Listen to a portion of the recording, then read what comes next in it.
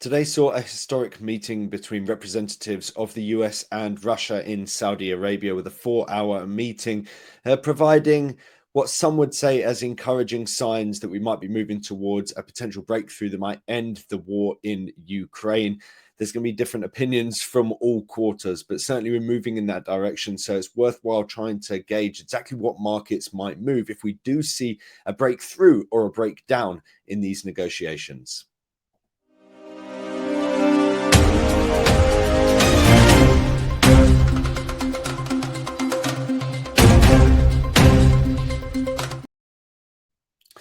So notably, what has come out of this meeting thus far is that the US are essentially going to appoint teams to try and continue to push through in a bid to draw a line under this conflict. Certainly what's been interesting for those in Europe is that there's been no Ukrainian involvement nor European involvement, despite the fact that the US are saying that they're going to be pulling out essentially and leaving it to the Europeans by and large to protect the country that could be joining the EU and want to join NATO. And so whether Ukraine has the backing of NATO to essentially enforce any agreement between them and Russia, it is going to be key within this. And certainly the idea that we're going to see a massive ramp up in terms of military spending in Europe should be noted, because it's coming alongside a period of time where we've seen a ramping up in terms of borrowing costs, a ramping up in terms of debt, and that has undermined the currency to an extent. It's undermined confidence and raised bond yields within the Eurozone region. Of course, there's been this big concern around France in particular because the amount of debt that they've got in that country, and it's something that is keenly felt within the region. So the idea that suddenly they have to raise billions and billions for increased defense spending isn't necessarily a good thing. The flip side of that, of course, is that Europe doesn't want to be in a war. Europe doesn't want to have a war on its doorstep. And the idea that they're going to be able to move away from that and move into a new phase where it's going to be a time of peace takes some of the risk out of the region. Of course, Putin has warned in the past that he could strike major cities within Europe, or presumably this would be if we saw a breakthrough. And if we found a peace agreement within the region, this would, of course, simmer those tensions to a significant degree. Of course, there are a number of different areas you can look at for markets that are going to be impacted by an agreement if it is found. And that can span across the indices space, FX, commodities. So I've got a handful of these, and we can try and talk through what some of the implications might be on a sort of one-by-one basis. So first and foremost, worthwhile looking at this very messy but interesting chart right here. And this essentially tries to bring, well, it's not messy yet. We'll make it increasingly messy. It tries to bring in a number of these different factors and overlay them and show this simultaneous move that we saw around the beginning of the war back in early 2022, which is around here. And you can see here, that's when we saw the ramping up. So far we've got nat gas, which is the candles, but we can turn that into a line. So we've got nat gas in orange here. We've also then got the US S&P 500 overlaid against the DAX, right? So we saw outperformance for US markets against German markets. Of course, German stocks in particular have been hit hard over that period, or were hit hard over that period, because of the fact that we saw significant fears around the proximity to the war with Germany on the east side of Europe, of course, but also the reliance on Russian imports when it comes to the likes of natural gas in particular. So you're talking about a country that is particularly keenly hit, and we have seen them really impacted quite heavily because of the fact that we've seen a rise in terms of energy costs for a country that's heavily reliant on the manufacturing sector. And manufacturing is energy intensive. And so we've seen businesses within Germany really suffering. Nonetheless, the DAX has been on a run of late, and we'll move on to that. So then we've got WTI, again, oil prices moving towards the upside, peaking in that same kind of area in sort of mid to late 2022, and then sort of falling back from there. And then so as we move forward, we've got natural gas, but within Europe. So that's more of a comparative with against the US. We've got the euro. Again, this is the green line. that sort of peaked later on here, but in actual fact it's not a peak because I've tried to line it up. This is inverted, so essentially the euro bottomed around about sort of October 2022, but as you see here, the inception of the war, it was sort of halfway into this move. So bearing in mind we had seen the Russians sort of gathering forces at the border, so we did know that there was a good chance this was going to happen. So whilst we saw the inception of the war here and the invasion, then there was some time before that there was a warning sign that this could happen, and that's why all of these trends sort of start earlier than the actual inception of that move. So a long-standing move towards the upside, but the peaks are generally not necessarily perfectly aligned, but they all do sort of peak one after another. Wheat also, now Ukraine accounts for 2 to 3% of the world's wheat supply, but 10% of the world's wheat export, so a major exporter of wheat. And so when we saw the war getting underway, the potential restrictions being placed, and we did see restrictions being placed on the movement of wheat through the waterways in that region of Crimea, that restricted supply, therefore pushing up prices. But we have seen that come back a bit. And then we've got the last one here, which is the German 10-year yield. And in actual fact, this is the only one that has been moving lower ever since, but it's not lower because it's inverted. So we saw yields in Germany moving higher and higher and higher, and they've stayed there since. So let's sort of take them one by one and try and move through some of these. This is the euro currency index, so much like the dollar index, but just for the euro, overlaid against the German 10-year yield. So we can see here that by and large, I've got this dotted line here, this is the inception of the war. What we've seen here is the decline of the euro centered around that announcement. And then we've sort of recovered some, we've been consolidating and then selling off once again. So you could say that much of this downside was associated with the economic weakness that came with having a war on your doorstep, a ramping up in terms of energy costs in the region. And certainly, we're looking at, say, let's get the likes of US against European gas prices. What you can see here is, when you've got them both on the same sort of percentage basis here, the beginning of 2022 here, we saw a massive spike in terms of European gas prices. So the cost of fuel in Europe really spiked in a meaningful manner. That hurt businesses, in particular within the likes of Germany, very heavily energy intensive businesses over there, and the manufacturing sector has not recovered. So certainly this is an area that's going to be of particular interest as we move forward. So the euro sold off heavily, recovered a bit, flatlined, and then sold off. So this would point towards a possibility of a recovery within the euro.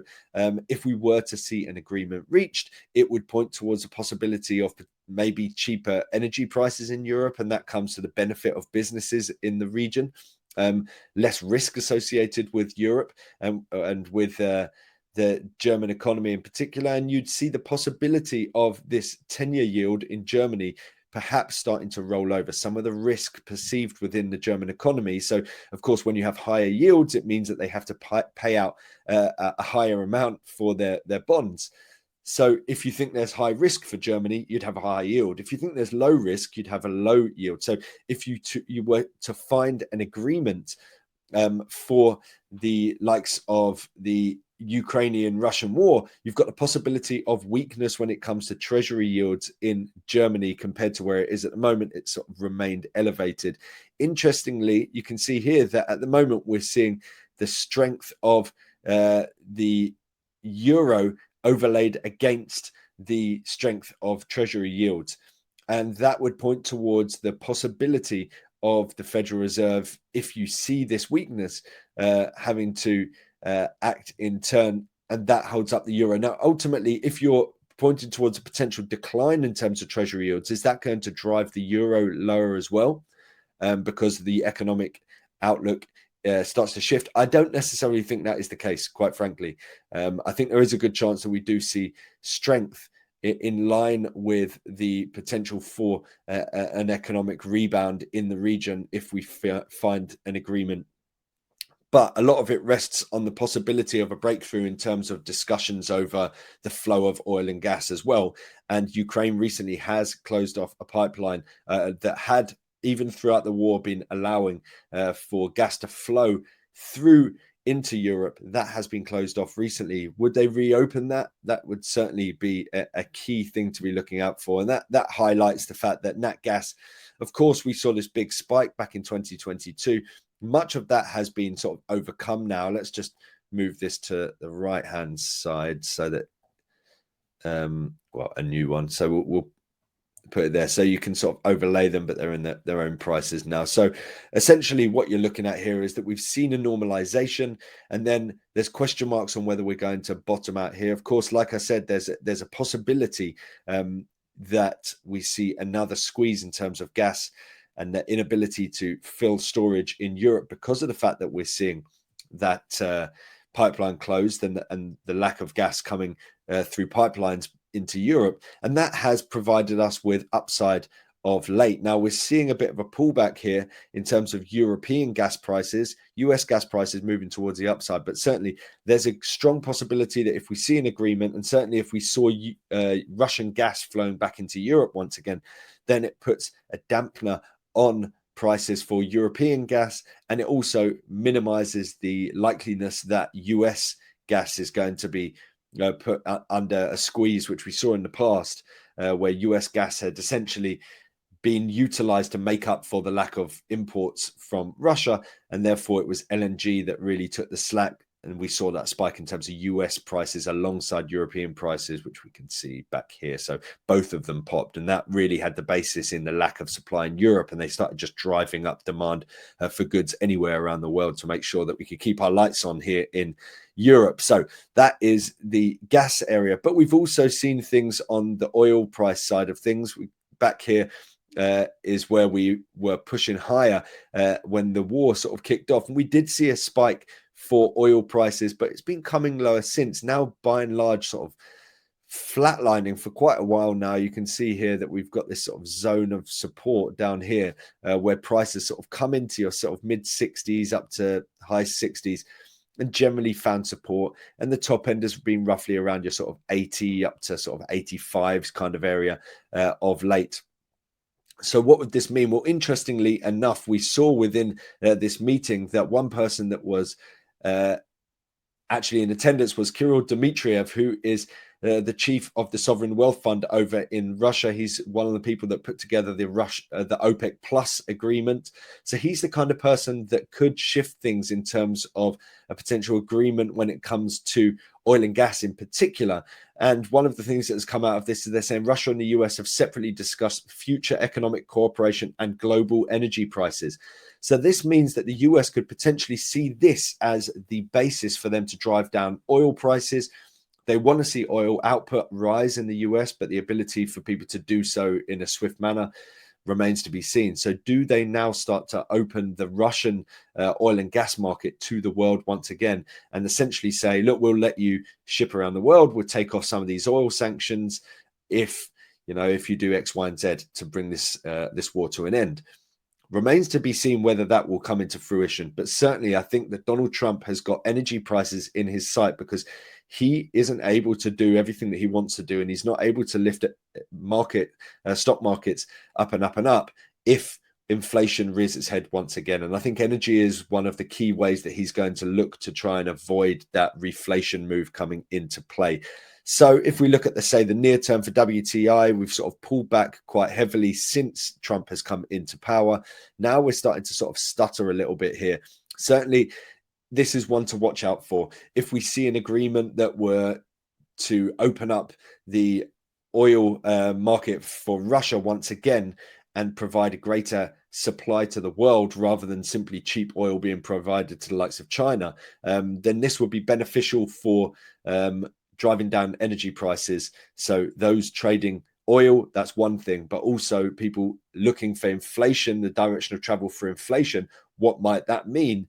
Well, that might mean lower inflation, which means central banks can cut more, which means it's good for the likes of gold, it's good for the likes of crypto, it's good for equity markets and risk on sentiment. So significant implications if they do exactly that. Now, there's also a caveat here to say that the outlook for this meeting thus far is, or some of the notes coming out of it, is saying that the US Russia peace proposal would include elections in Ukraine. Now, that might not be something that Zelensky would agree to.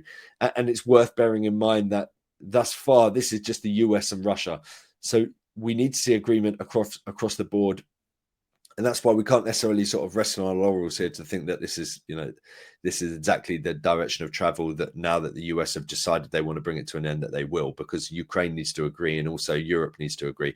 And they need to find a peace process which might involve European troops, which is what Keir Starmer has said that he would be willing to open himself up to. So let's look in terms of the DAX. This is the DAX in its sort of absolute form. You can see that sort of early on in February, we saw price moving towards the downside, but we've seen it pushing higher since then. If you overlay it with the German market against the S&P 500, you can see that by and large, we've seen since that period that the German market has seen quite a lot of choppiness. Then we saw underperformance, and now we're starting to see the DAX coming back into play. So if we were to find an agreement, there's a possibility we see outperformance for the DAX. And finally, I just wanted to overlay, let's just get rid of some of these. So overlay a number of defensive stocks.